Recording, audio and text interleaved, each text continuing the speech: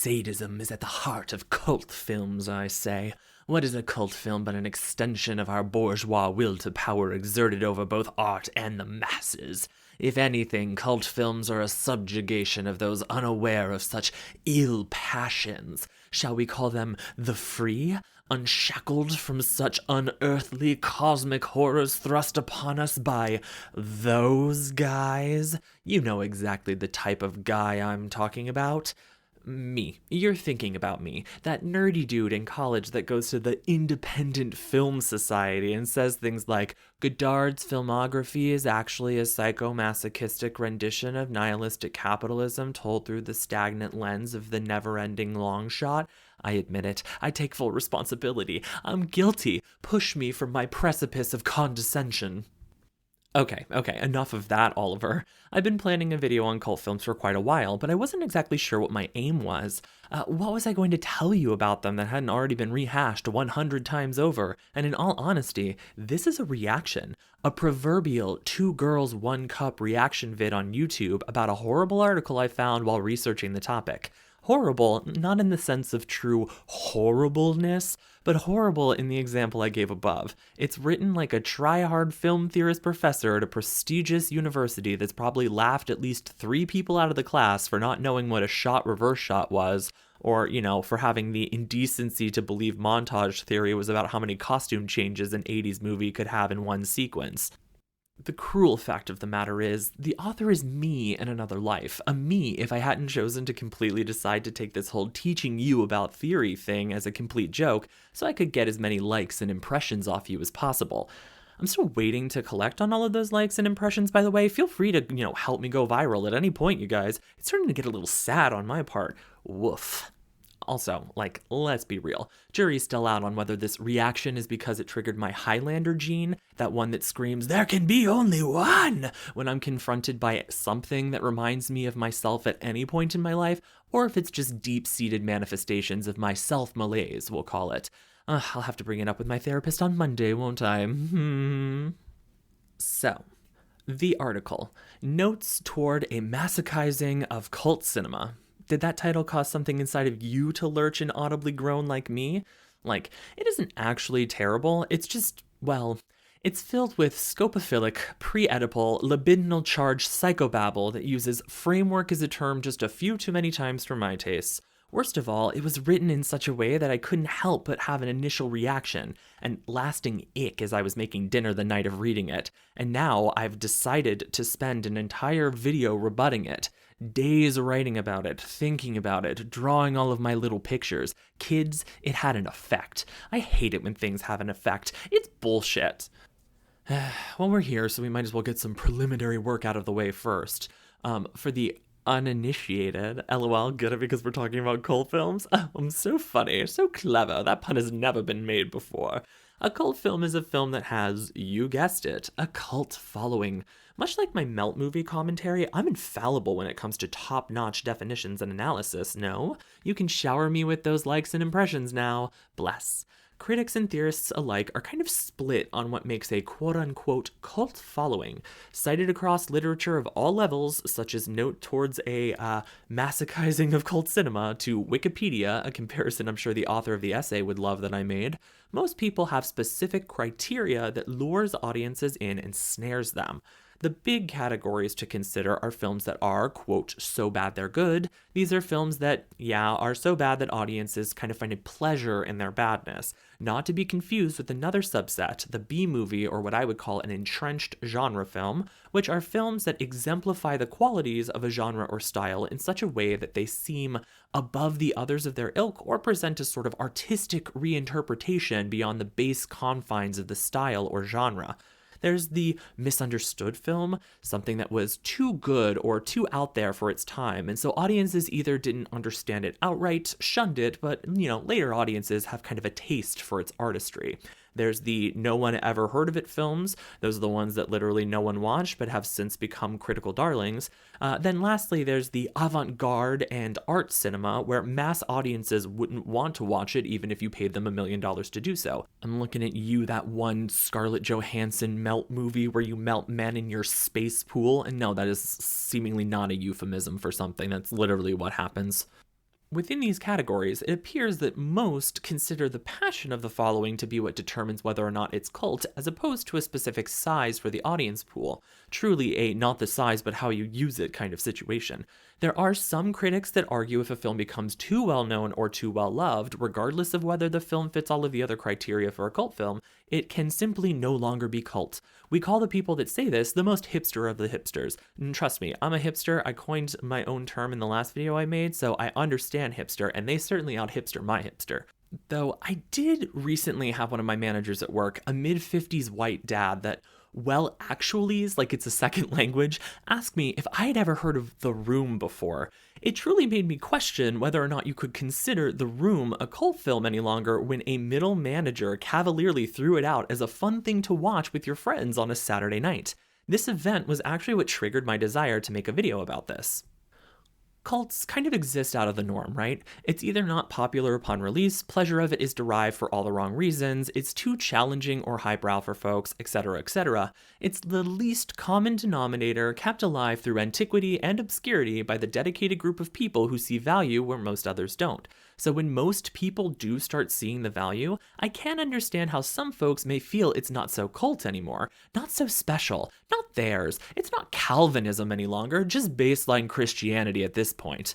You know, metaphorically speaking.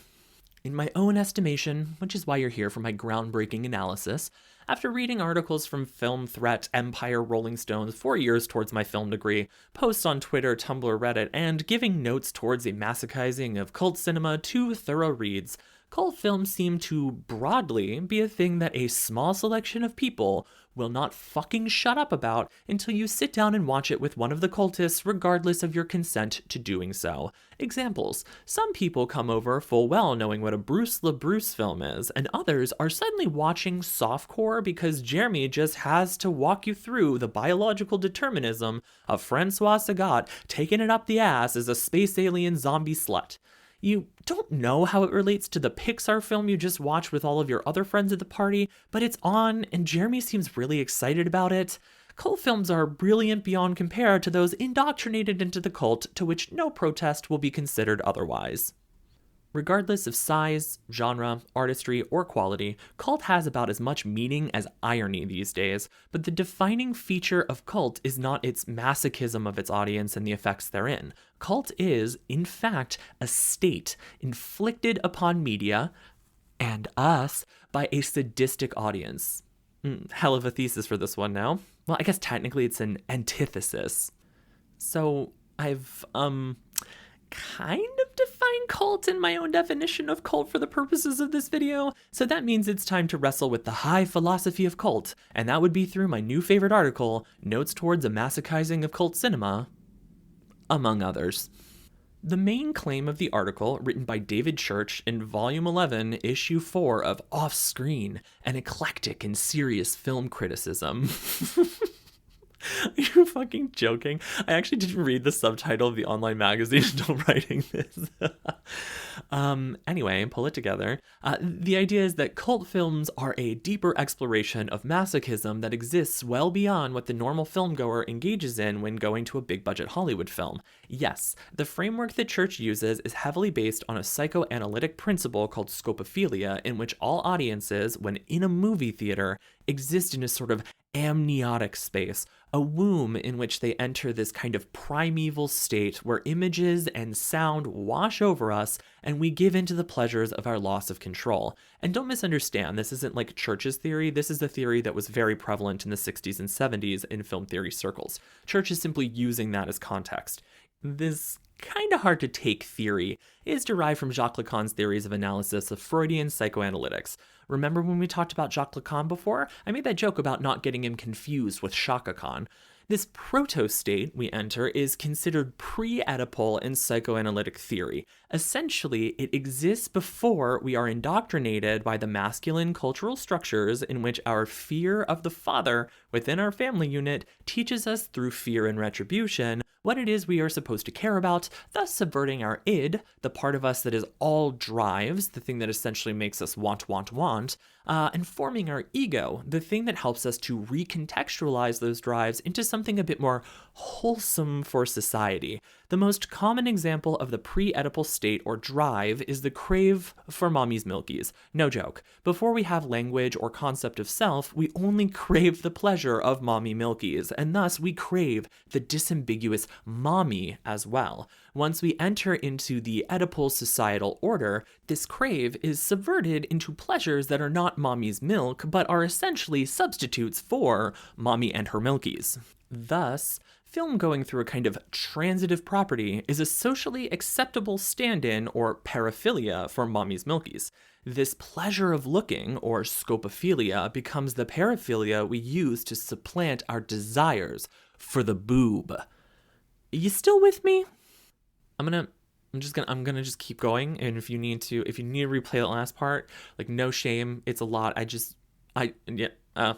So for Church, his thought is that because cult films are not like the other girls, either through explorations of art and culture that escape mainstream audiences, exploitation through continuous taboo breaking, or nominal viewership, etc., the masochism that someone gets from their loss of control is heightened because they become further absorbed, enraptured even, into this sort of orgasmic state of exuberance because the meaning of the films they are engaging with require a heightened emotional response to understand and participate in. In referencing the queer and gender-subverting Rocky Horror Picture Show, Church states the supposed difficulty in establishing a solid point of identification between opposing binary poles within the cult text merely serves to encourage a masochistic dissolution of the self, ego. With only the powerful film itself as a source of primary identification, the cultist is left at the mercy of the text without the ability to control via an on-screen surrogate or make demands upon the images. Church later states that the ritualism of cult film watching, of quoting lines or dressing up as characters, is a constant attempt at controlling or clarifying these often troubled spaces or taboo-breaking spectacles, and this inability to completely locate or control this pleasure simply adds to the masochistic power of the cult film. Essentially, as Church explains, because cult films typically privilege stylish spectacle, visceral excess, and shock value, they seem especially powerful deliveries of the sensorial viewer experience described by Steven Shaviro as locating the unpleasures of spectatorship within the body itself, rendering spectators immobile and submissive to cinema's bewildering flow of information. Let's take a sidestep. In all things, especially theory-wise, this kind of analysis often seems to center white, masculine culture as a cultural standard for self-identification and enjoyment. The displacement of the self when confronted by the campy, gender-bending material of the Rocky Horror Picture Show may be masochizing for men that have never had to be confronted with this kind of material before, but I question if the same effect occurs for queer, trans, and non-binary people of all genders that see Rocky Horror as a potential awakening or a space for claiming identity for the same reason the burly white guy may fear it.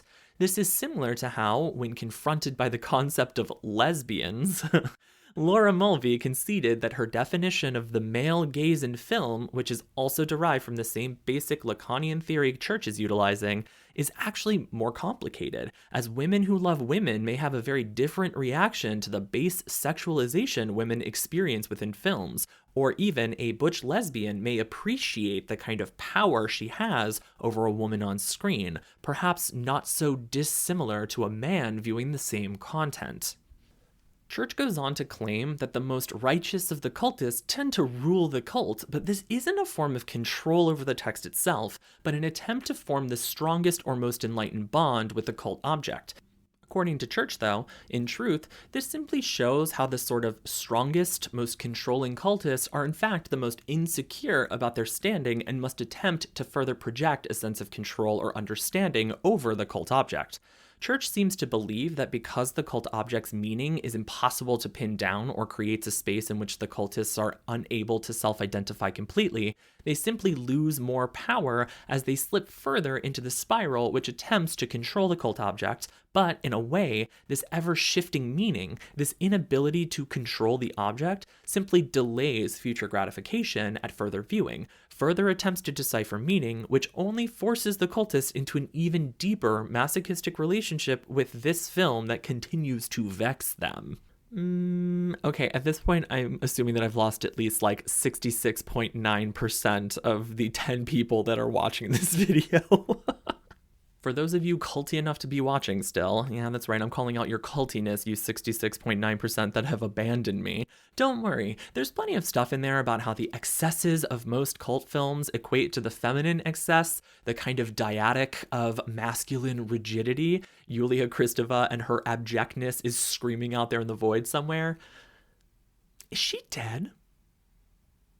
Anyway, the campiness of many cult films also contribute to this feminization of the audience, which adds to this impossible replication of the self within the cult film, thus bringing cultists back again and again, trapping them in the masochistic cycle of releasing themselves completely to the cinematic experience. Church uses this in opposition of theorist Galen Studler, Joanne Hollows, and Jacinda Reed's understanding of cult being primarily masculine as a space, dominated by a mostly male audience that is less than appreciative of the femme cultists out there. Admittedly, I do think this is an interesting read from the depersonalization effect of cult films in this schema. Am I going to use that term? Schema? To outfuck the fuck? I guess so. This masochism does come from an inability to create self-relation to the core of the cult object, which Church is kind of arguing is feminine, right? And so this sort of base masculine audience somewhat enjoys engaging in this femininity by letting it wash over them. I do think that's like kind of a strong, stark composition to the idea that cult exists because it is masculine. But again, I do think that this completely centers a default white heteronormative man's perspective to work. Now, dear 5 people that are still here, I actually assume one of you came back since I said 66.9% of you left and there were only 10 and I'm gay and I don't know how to do math, but whatever. My response to this whole thing is going to be far less academic to Church's essay, mostly out of a malaise for doing any actual research myself, but also because I'm less interested in the philosophical trappings of these highly defined roles of masochism and sadism in relation to the psychoanalytic ego of the viewer, and I'm more interested in the perceived power dynamic between viewer and art and viewer and culture. Church basically states that the act of watching cult films is to further relinquish control to the film, more so than what one experiences when watching a big budget film, right?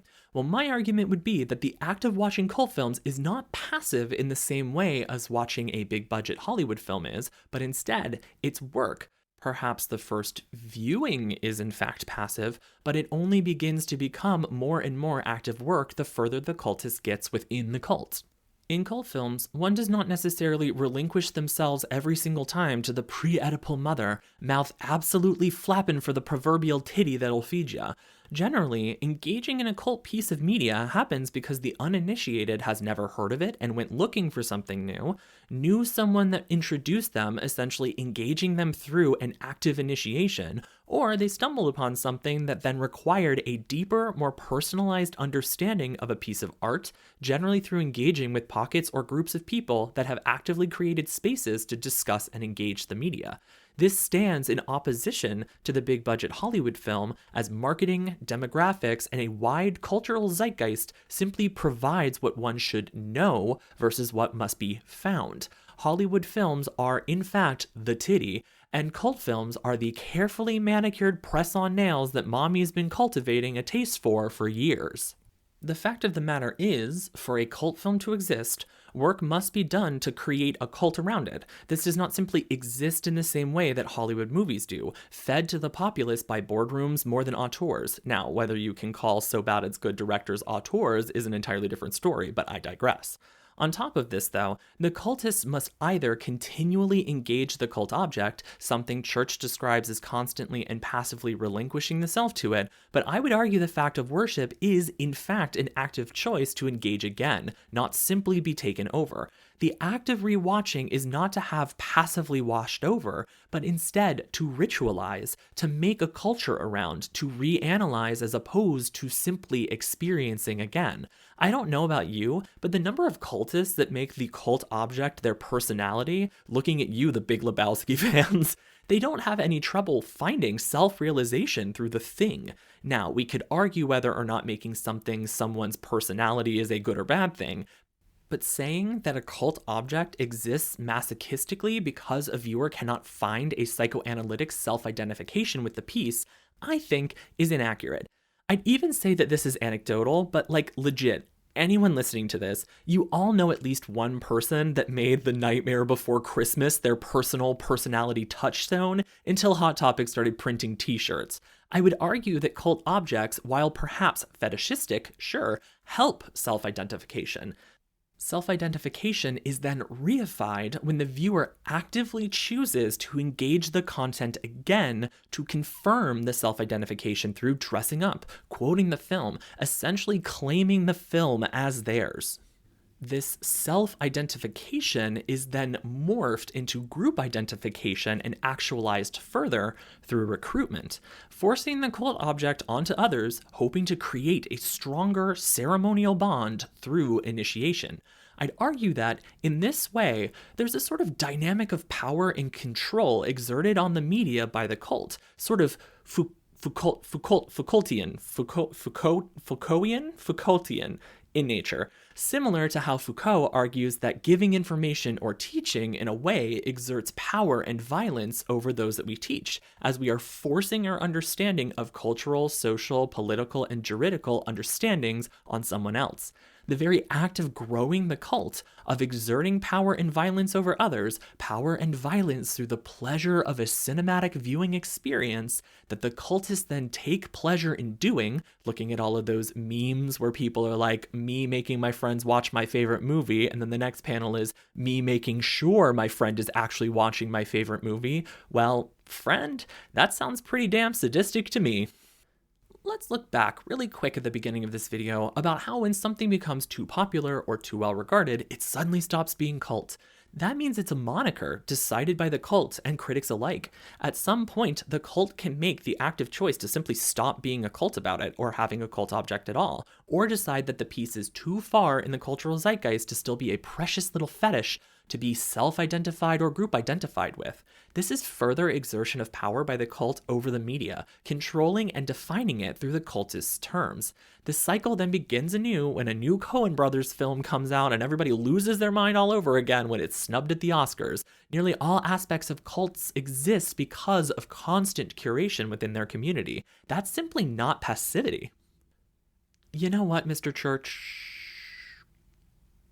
Oh, God.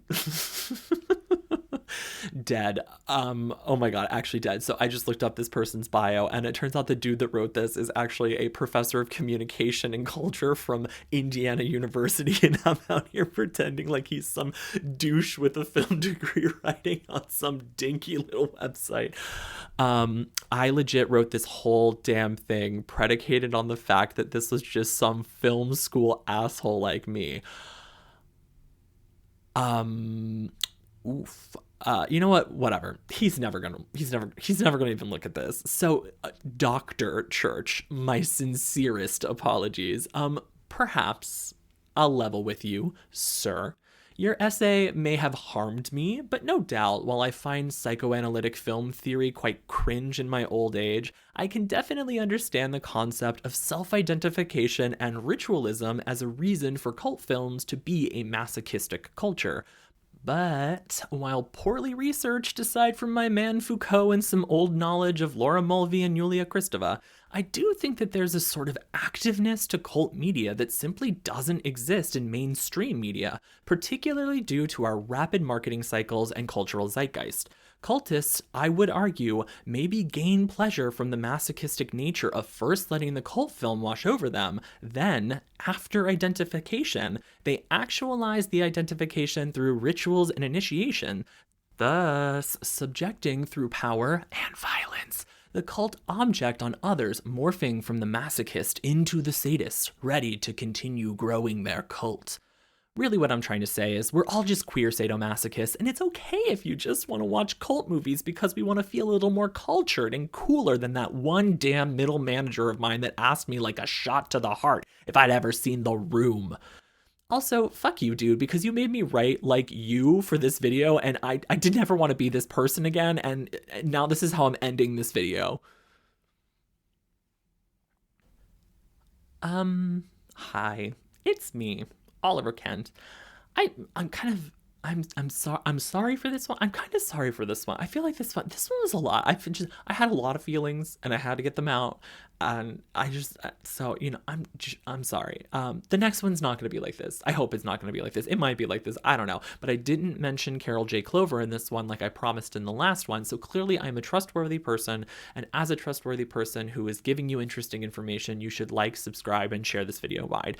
I will definitely see you in the next one. All 6 of you that are going to ever watch my content, and I love you for it. And yeah, catch you next time, folks.